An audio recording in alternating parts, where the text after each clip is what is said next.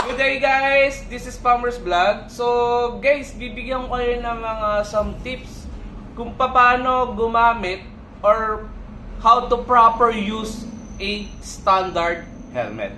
So number 1 tips. So guys, number 1 tip. Balaklava. Syempre.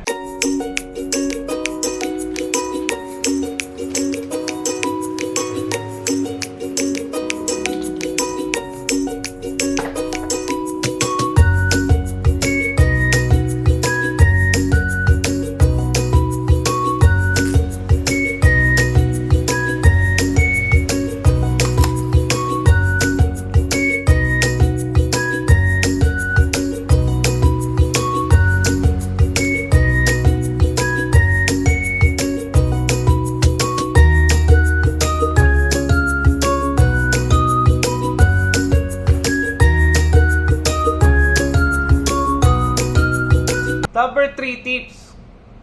Kung kayo makakabili ng isang standard helmet, sigurado naman meron siyang dust bag. So itong dust bag na to guys, dito nyo lalagay yung helmet nyo pagkatapos nyong gamitin.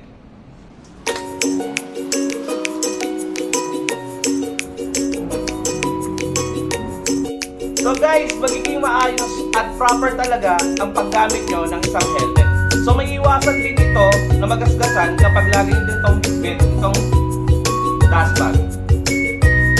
So guys, sana po makatulong sa inyo yung mga tips na naibigay ko sa inyo. So, thank you for watching. Na lagi po nagsasabi sa inyo, have a good day, ride safe,